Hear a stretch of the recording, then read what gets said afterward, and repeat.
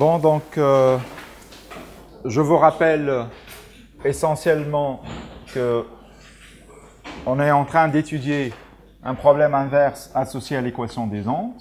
Donc, dt carré u moins Laplacien u plus q de x u égale à 0. xt, bon, q est un domaine oméga croix 0t. Oméga est toujours borné ici. Voilà. Donc là, on a supposé que les conditions initiales sont nulles. Donc u à l'instant 0, c'est 0. La dérivée de u à l'instant t égale à 0. Puis on a u xt égale f de xt si xt appartient à sigma. Donc, dans un premier temps, on a étudié le problème direct associé à l'équation des ondes. Donc, on a montré que ce système possède une unique solution régulière dans une classe fonctionnelle. Puis, on a construit des solutions particulières de cette équation. On a dit que si vous prenez sigma strictement positif, si vous prenez oméga dans la sphère unité, ben, il existe des solutions U de xt. Donc, il existe des solutions U de la forme, donc exponentielle I sigma x scalaire oméga plus t fois phi de x plus t oméga plus un reste de xt qui dépend aussi de sigma. D'accord? Donc, c'est une solution de l'équation dt carré de la première équation et des données de Cauchy, et que la norme de R sigma dans L2 de Q est majorée par une constante sur sigma. Voilà. Je vous rappelle qu'on a défini également l'opérateur Dirac-Leneman, lambda Q, est un opérateur de H1 de sigma à valeur dans L2 de sigma, tel que pour toute donnée f de Cauchy, de Dirichlet, on associe la donnée, ou bien le flux sortant de la solution à travers sigma. U est l'unique solution de ce système-là. Donc, théorème.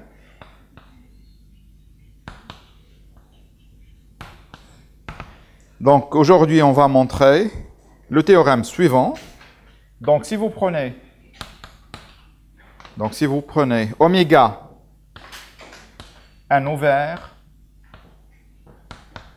borné de un Rn, et si vous supposez que t est strictement supérieur au diamètre de oméga,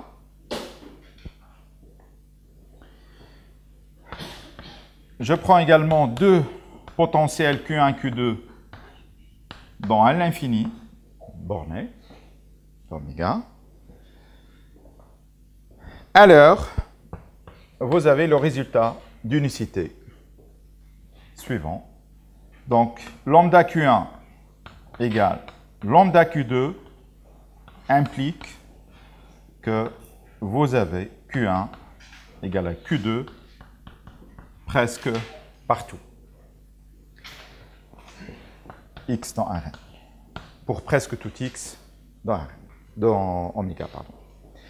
Donc là, c'est un résultat d'unicité pour le problème inverse. Ça veut dire que si la réponse de votre milieu est la même pour n'importe quelle donnée de Dirichlet f, alors vous avez forcément le même potentiel Q. Donc, en d'autres termes, si vous avez deux potentiels Q1, Q2 tels que lambda Q1 égale lambda Q2, donc là, il faut le voir en termes d'opérateurs, ça veut dire que lambda Q1 de f égale lambda Q2 de f pour n'importe quel f, dans un champ. Donc, forcément, vous avez Q1 égale à Q2. Donc, pour la démonstration de ce théorème, on va procéder comme on a fait dans le cas elliptique. le cas stationnaire. Hein. Donc, je fixe d'abord une fonction test, une fonction aussi infinie à support compact, dans d oméga epsilon. Donc, je vous rappelle que d oméga epsilon, ou bien oméga epsilon, c'est l'ensemble des x dans un Rn privé de oméga, bar si vous voulez, tel que la distance entre x et oméga inférieure à 2 epsilon. Hein? Donc là, on est sur la couronne de taille epsilon autour de oméga. Donc, oméga epsilon, c'est cette partie-là. Voilà. Puis, je fixe également oméga, un vecteur quelconque sur la sphère unité.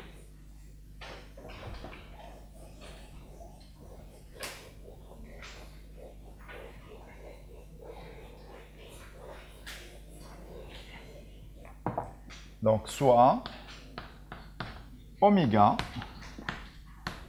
sur la sphère unité. Donc, je sais qu'il existe des solutions. Donc, je prends U2, une solution particulière de l'équation des ondes. Hein, donc, c'est l'équation dt carré U moins Laplacien U plus Q2. Donc, c'est l'équation associée au potentiel Q2 égale à 0, avec des données nulles, des données initiales nulles.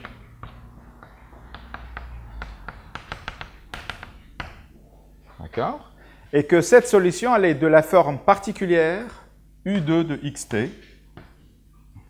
Donc, avec U2 de xt, ben c'est une solution de la forme exponentielle I sigma x scalaire oméga plus t, facteur, plutôt fois, phi de x plus t oméga, plus un reste, qu'on va noter R2 de xt. Hein. Évidemment, R2 dépend également de sigma et de oméga, et qui tend en norme L2, tend vers 0 lorsque sigma tend vers l'infini. Hein. Donc, c'est un reste par rapport à sigma.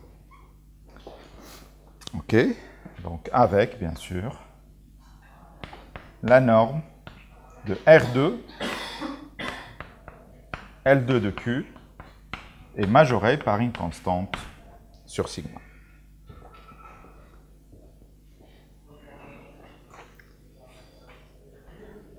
Bon. Je prends maintenant U1, donc soit U1,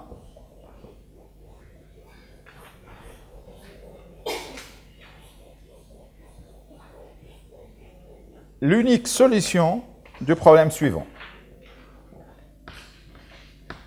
Donc soit U1, l'unique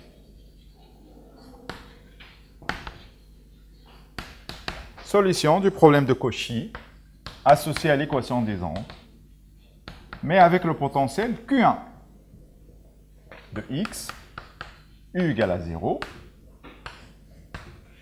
U1 à l'instant 0 égale à 0, dt U1 à l'instant 0 égale à 0, et que la trace de ma solution sur le bord égale la trace de U2, égale à U2 de xt, et je note cette quantité par f. Hein? Donc là, xt, elle est dans sigma. Évidemment, là, c'est un problème de Cauchy, hein, bien posé, donc vous avez une unique solution, U, hein, donc U c'est U1, ici si vous voulez, et l'unique solution de ce système. Voilà, maintenant je prends la différence des deux solutions. Donc, je note U égale U1 moins U2. U1 est une solution de ce système, est l'unique solution de ce système, et U2 est la solution de ce système qui est donné par cette formule-là. Donc, si je note Q de X égale à Q1 moins Q2 de X, alors U est solution du système suivant. Donc, on obtient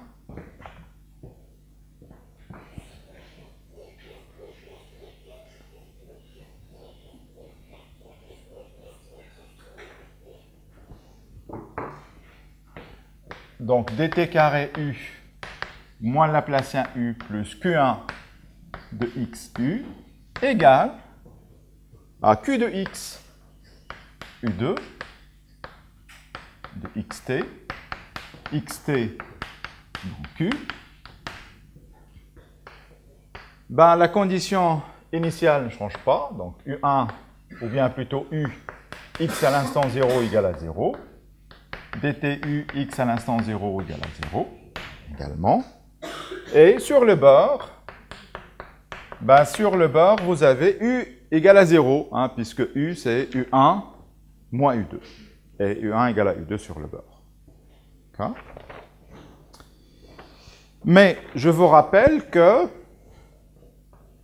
j'ai lambda Q1 égale lambda Q2.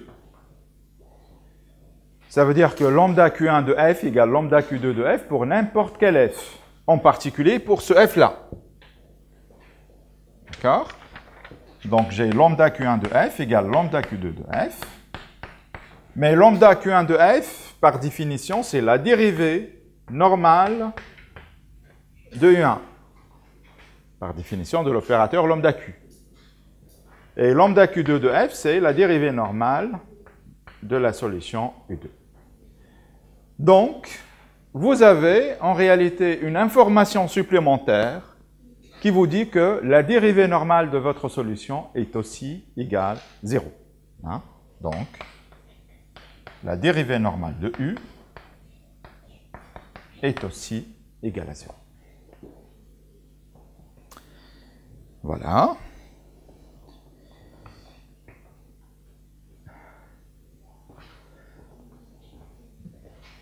Maintenant, je prends une solution V, bien je prends V, une solution du problème rétrograde avec la condition nulle, ou bien la condition finale est nulle. Donc, soit V, solution du problème. Donc, problème rétrograde, ça va être l'équation des ondes, moins Laplacien V, avec le potentiel Q1, et V, à l'instant grand T, égale à 0, dtV, à l'instant grand T, égale à 0. Donc, je prends une solution de ces deux équations, mais qui est de la forme, donc de la forme V de xt égale exponentielle moins i sigma x égale oméga plus t fois phi de x plus t oméga plus un reste qu'on va noter R1 de xt. Hein, donc, on a déjà construit des solutions de ce système-là, hein, où le reste R1, pareil, est un reste petit par rapport à sigma. Donc, majoré par une constante sur sigma. Voilà.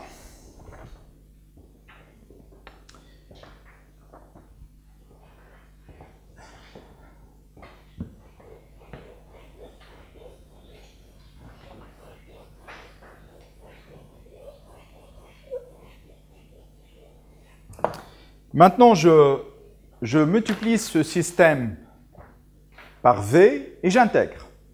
D'accord? Alors, Ben, si je multiplie le terme source par V et j'intègre, ben, ça va être l'intégrale entre 0 et t, l'intégrale sur oméga de Q de x, U2 de xt fois V de xt, dx dt. Donc là, je prends toutes les fonctions réelles, hein, sont des fonctions réelles, la valeur réelle. Ça ne change rien, en fait. Égale, ben, le deuxième terme, donc ça va être l'intégrale entre 0 et t, l'intégrale sur oméga, dt carré u, moins le Laplacien u, plus q1 de x, u, fois v, dx, dt. D'accord? Et donc, par des intégrations par partie, donc ça va être l'intégrale entre 0 et t, l'intégrale sur oméga. Donc là, j'ai dt carré u fois v. J'intègre par partie deux fois, en temps, bien sûr. Donc là, ça va être u dt carré u. V, pardon. Mais j'aurai également des termes à l'instant 0 et à l'instant grand T. Mais les termes à l'instant 0 sont nuls, vu que u ainsi que sa dérivée égale à 0. Et les termes à l'instant grand T sont également nuls, puisque V, j'ai choisi V, une solution de ce système-là, en particulier à l'instant grand T, elle est nulle. D'accord? Donc, en fait, les termes sortant de l'intégration par partie sont nuls. Voilà. Donc là, c'est pour le premier produit. Maintenant, j'ai moins Laplacien U fois V, ben, j'applique la formule de Green. D'accord? Et donc, la formule de Green me dit que ce terme-là, donc ça va être d'abord, donc j'ai U moins Laplacien V. D'accord? Et j'ai un terme au bord, ou bien une intégrale sur le bord. Mais l'intégrale sur le bord, donc c'est U fois la dérivée normale de V, mais U sur le bord égale à 0, moins la dérivée normale de U fois V sur le bord. Mais V sur le bord, non, pas V, mais la dérivée également, la dérivée normale de U est aussi. Donc, là, je répète, par la formule de Green, vous aurez normalement une intégrale sur le bord qui fait intervenir U, la trace de U, la dérivée normale de U. La trace d'ordre 0 et la trace d'ordre 1 de U. Hein? Mais comme les deux traces sont nulles, de U et la dérivée normale, en fait, cette intégrale est nulle, égale à 0. Voilà, puis il me reste ce terme-là, donc plus Q1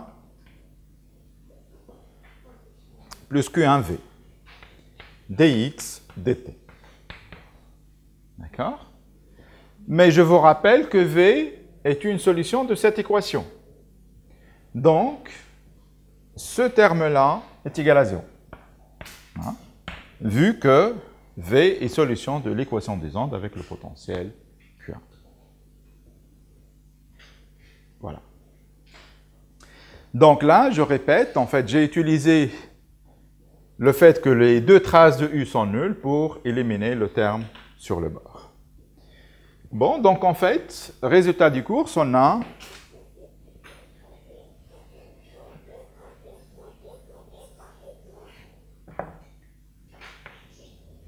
donc l'intégrale entre 0 et t, l'intégrale sur oméga, Q de x fois U2 fois V égale à 0. Mais je vous rappelle que U2, elle est de l'informe exponentielle I sigma x scalaire oméga plus t fois phi de x plus t oméga plus un reste R2 multiplié par V. Mais V, c'est exponentielle moins donc exponentielle moins i sigma x scalaire oméga plus t, phi de x plus t oméga plus un reste R1 dx dt. Donc d'une part, ce terme égale à 0, et d'autre part, ce terme égale, donc l'intégrale entre 0 et t, intégrale sur oméga. Donc là, j'ai q de x. Voilà. Donc là, je calcule les produits. Hein. Donc ce terme-là multiplié par celui-là, ça va être phi carré x plus t oméga plus R1 fois R2 plus les doubles produits. Hein. Donc plus exponentielle i sigma x scalaire oméga plus t R1 plus exponentielle moins i sigma x scalaire oméga plus t R2 plus R1 R2 dx dt. D'accord? Et là, on va isoler le terme principal, hein, qui va être l'intégrale sur q de x fois phi carré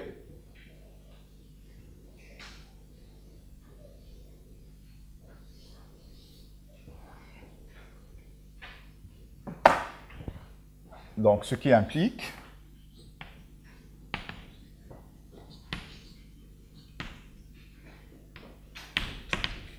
que l'intégrale entre 0 et t, l'intégrale sur oméga, q de x phi carré x plus t oméga dx dt égale à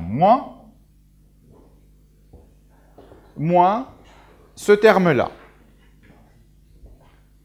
Donc c'est moins l'intégrale entre 0 et t, l'intégrale sur oméga de donc exponentielle i sigma x scalaire oméga plus t R1 plus exponentielle moins i sigma x scalaire oméga plus t R2 plus R1 fois R2 dx dt. Voilà. Fois Q, bien sûr. Hein. Fois Q. Oui? De là à là? Bah là, j'ai fait juste des intégrations par partie, par rapport à t. D'accord? Donc, là, on a dt carré u fois v, c'est u dt carré plus des termes à l'instant 0 et à l'instant grand t qui sont nuls en utilisant le fait que u nul à l'instant 0 et que v est nul à l'instant grand t. Donc, il nous reste juste ce terme-là, hein, u dt carré v. Maintenant, j'ai aussi moins le Laplacien u fois v, ben, j'applique la formule de Green. D'accord? Donc là, ça vous donne u fois Laplacien v plus une intégrale sur le bord, hein, qui est exactement v fois la dérivée normale de u qui est égale à 0, puisque la dérivée normale de u égale à 0, moins u fois la dérivée normale de v, qui est aussi nulle, puisque u égale à 0. Donc là, on a en fait deux conditions au bord. U et la dérivée normale de u sont nulles. D'accord?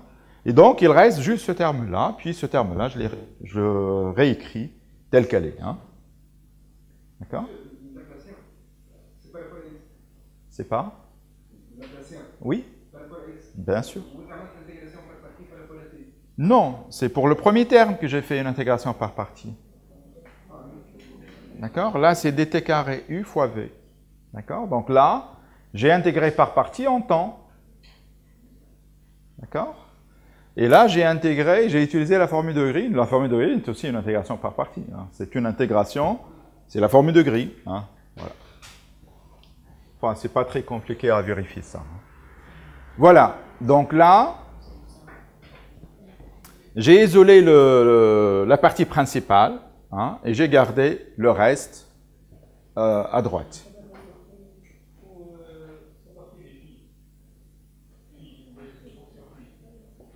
Ben, phi apparaît uniquement dans le premier terme. Donc là, c'est exponentiel. Ah, pardon, il y a aussi des phi. Pardon. Donc là, c'est phi, là, c'est phi également. Merci.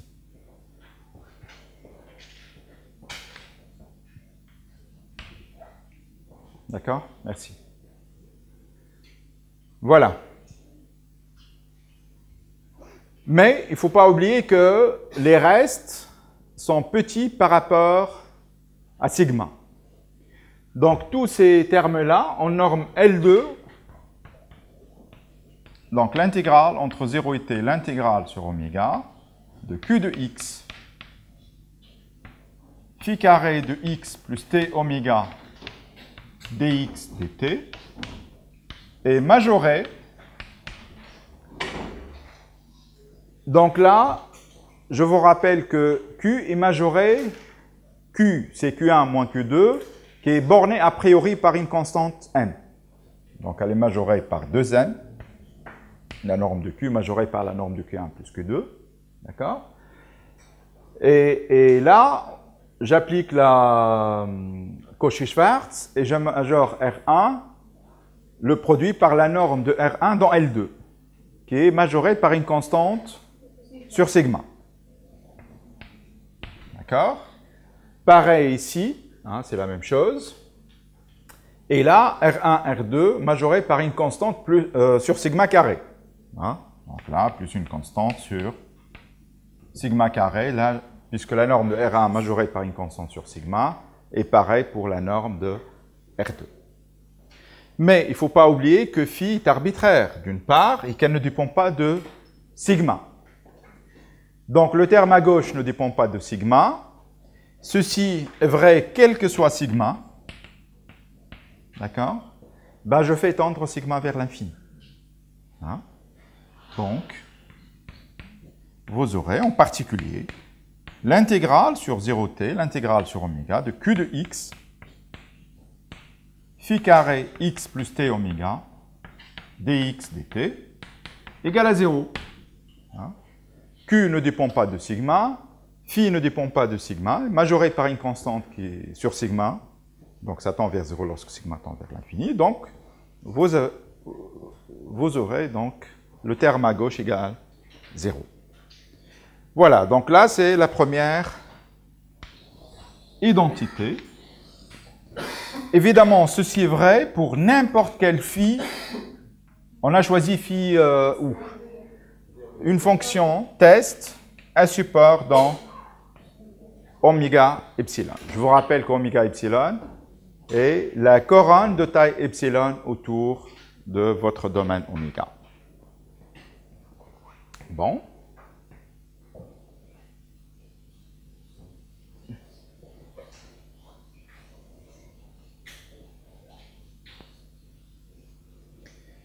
Voilà, maintenant je prolonge Q par 0 en dehors d'oméga. Donc, je note Q tilde de x égale Q de x si je suis dans oméga 0, sinon. D'accord? Donc, cette identité reste vraie. Donc, l'intégrale entre 0 et t de l'intégrale sur Rn, cette fois-ci, de Q tilde de x fois phi carré x plus t oméga dt, dx, dt égale à 0, toujours pour n'importe quel oméga sur la sphère et n'importe quelle fonction test à support dans oméga epsilon. On va effectuer un changement de variable, y égale x plus t oméga. Hein, donc je pose y égale à x plus t oméga. Et donc cette intégrale, ça va être l'intégrale entre 0 et t, l'intégrale sur Rn, q tilde, donc x c'est y moins t oméga. D'accord? Phi carré y dy dt égale à 0. Avec les mêmes hypothèses. Ceci est vrai quel que soit oméga dans Sn-1 et quel que soit phi, une fonction test à support dans oméga epsilon. Voilà. Mais comme ceci, comme j'ai dit, donc là, c'est quel que soit oméga dans Sn-1 et quel que soit phi, une fonction test dans oméga epsilon.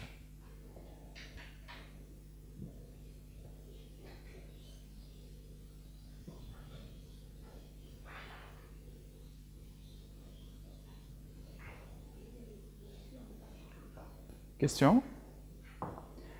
Donc, je fixe maintenant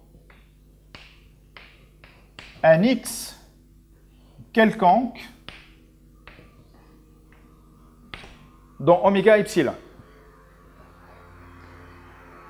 Donc, je fixe un x quelconque dans oméga epsilon. Alors, je peux trouver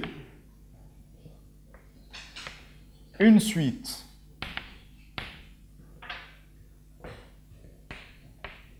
de fonctions phi indice k dans D de oméga epsilon, telles que phi indice k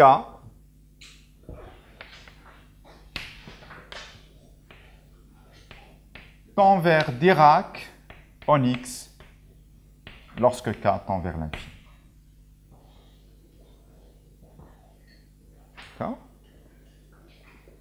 Là, en fait, il suffit de prendre phi indice k, c'est phi, donc si vous prenez phi indice k de y, égale à k puissance n, phi de k de y moins x. D'accord? Où phi est une fonction... phi est une fonction si infini à support compact sur la boule unité, dans la boule unité. D'accord? Et donc là, vous aurez cette suite converge vers Dirac en x. Donc, comme cette identité est vraie pour n'importe quel phi, pardon, ici c'est phi k carré qui converge vers Dirac. Hein? Donc là, vous prenez la racine de ça. Voilà. Avec l'intégrale de phi égale à 1. Donc, ceci étant vrai pour n'importe quelle fonction test phi, ça reste vrai pour ma suite phi indice k. Donc, en particulier,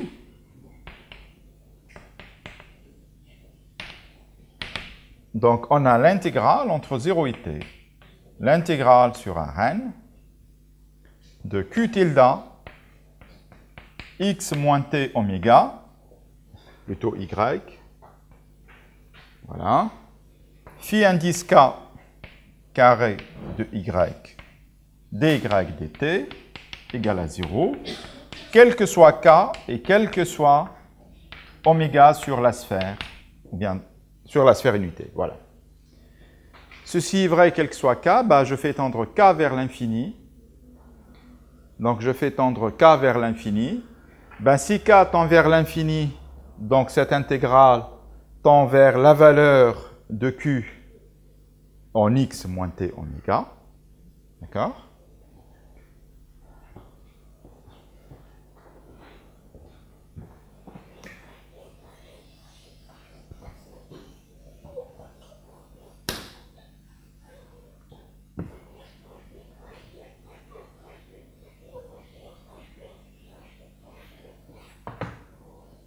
Donc, par passage à la limite,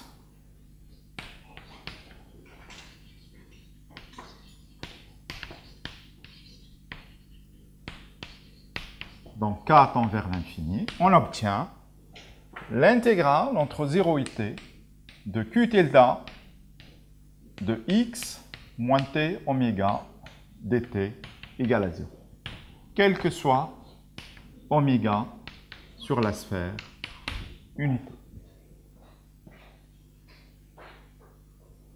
D'accord? Bon, là, on s'approche de la transformation en rayon x de q tilde. Hein? Mais, donc là, c'est vrai, donc là, c'est une intégrale entre 0 et t. Mais cette intégrale est nulle pour n'importe quel oméga. Donc, en particulier, si je remplace oméga par moins oméga, évidemment, je reste sur la sphère unité. Donc, l'identité reste vraie. Hein? Donc, ce qui implique également que l'intégrale entre 0 et t de q tilde de x plus t oméga dt est aussi nulle. Hein? Puisque oméga ou moins oméga sont les deux sur la sphère. Je fais un changement de variable t égale à moins t. Et donc là, en fait, ça vous donne l'intégrale entre moins t et 0 de q tilde x moins t oméga dt. D'accord? Ben, je prends la somme des deux. Et ça vous donne que l'intégrale entre moins t et t de q tilde de x plus t oméga dt égale à 0. Mais pour quelle valeur de x? Donc là, c'est juste pour les x qui sont dans oméga epsilon. Donc, quel que soit x dans oméga epsilon, et quel que soit oméga sur la sphère unité. D'accord? Voilà. Mais je vous rappelle qu'on a montré que si cette intégrale est nulle, pour n'importe quel x dans oméga epsilon et quel que soit oméga sur la sphère unité, alors forcément, la transformer en rayon x de q tilde égale à 0, quel que soit x dans Rn et quel que soit oméga dans Sn-1. Ça, c'était un corollaire qu'on a déjà montré.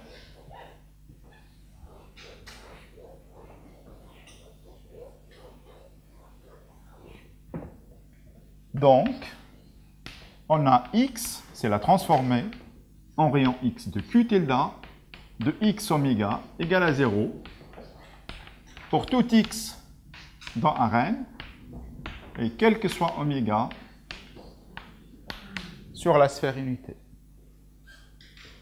D'accord? Mais on sait que la transformation en rayon x est injective. D'accord? C'est ce qu'on a montré la dernière fois. Et donc, par injectivité de x est injectif, ce qui implique que q tilde de x égale à 0 pour presque tout x dans Rn, mais q tilde égale à 0 implique que q1 de x égale q2 de x pour presque tout x dans oméga. Oui?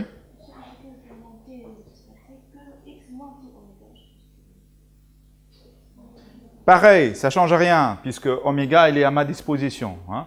Si j'ai l'intégrale est nulle pour moins t, oméga, ben je remplace oméga par moins oméga. Hein. Ceci est vrai, toujours vrai pour n'importe quel oméga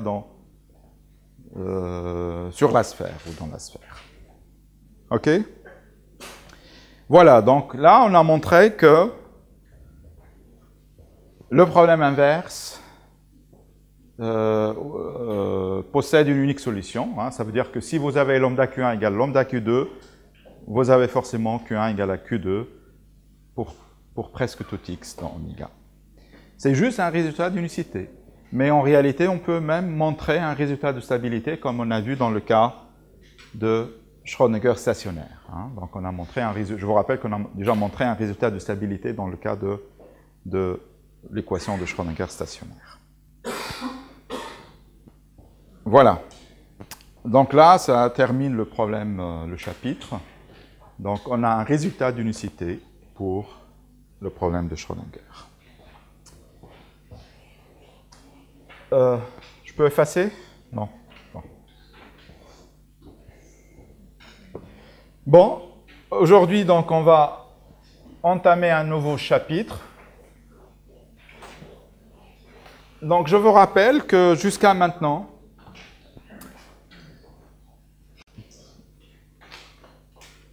soit des résultats de stabilité, en fait, c'était un résultat de stabilité pour l'équation de Schrödinger stationnaire, ou bien un résultat d'unicité pour l'équation des ondes, en mesurant sur toute la frontière, sur tout le bord. Hein. Je suppose que je connais le flux sortant sur tout le bord.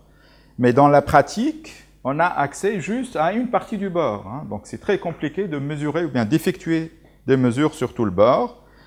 Et on va voir en fait que même dans le cas où on peut mesurer sur une partie raisonnable du bord, on peut avoir également un résultat, au moins d'unicité, mais on peut même avoir des résultats de stabilité. Donc la démarche, ça va être un peu plus compliqué, mais en fait, on a des résultats dans le cas que soit hyperbolique ou elliptique pour les problèmes inverses.